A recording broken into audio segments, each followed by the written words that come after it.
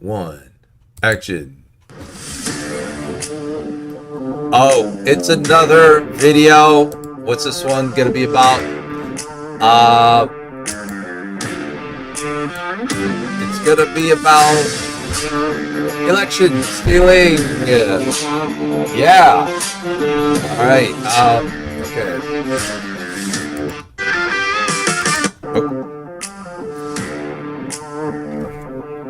Stop. Stop the music. All right. Okay. All right. All right. So yeah, 40% of Americans think 2020 election was stolen just days before midterms. This was November the 2nd, 2022. At a time I normally don't wake up at. So this is it. Whoa. All right. Yeah, 40% of Americans think 2020 election was stolen just days before the midterms. That was November the 2nd, 2022. Some 40% of Americans believe that the 2020 presidential election won by President Joe Biden was rigged or stolen. A poll conducted by somebody. Strategies on behalf of Newsweek found. So this is something that has actually ticked up. So this one is August the 3rd, 2023. So CNN poll, percentage of Republicans who think Biden's 2020 win was illegitimate. Actually, after we've had time to think about it and know what we're looking for and has basically figured this out, it's actually ticked up back near 70%. The Kraken. So very unfortunate. Sidney Powell, the Kraken releaser. So what is it and why has Trump's ex-lawyer released it?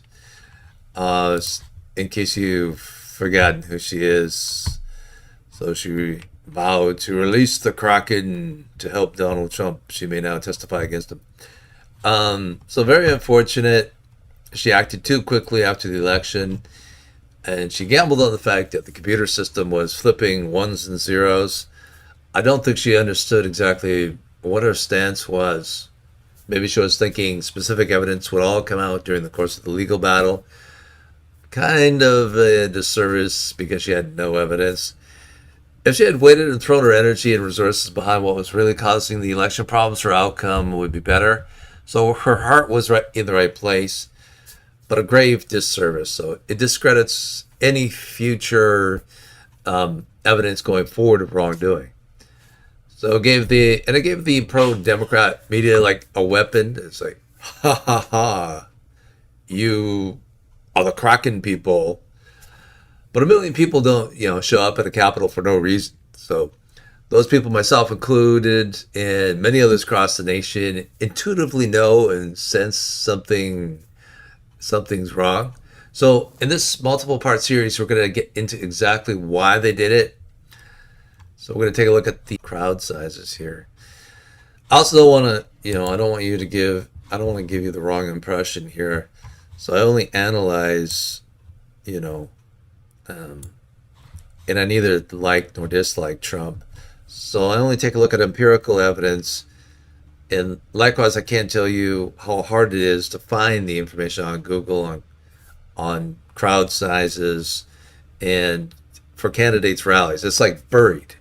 And the media is trying to cover up how large Trump rallies are. You literally can't find it. So, which is strange because before any sporting event, baseball, football game, whatever event begins, the announcers often come on and declare, there's going to be 45,334 spectators in attendance this evening.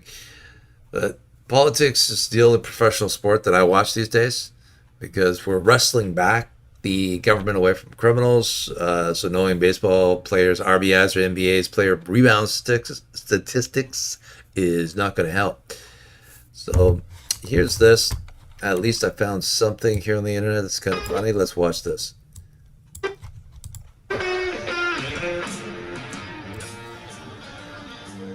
That music rocks.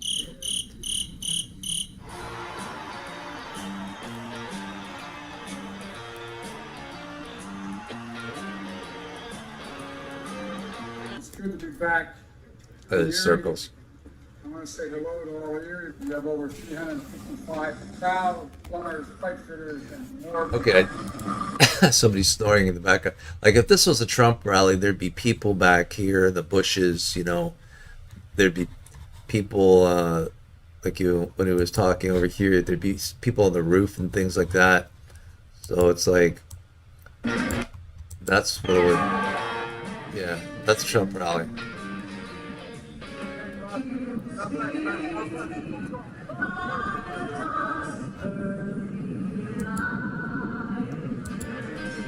Speed through this area a little bit.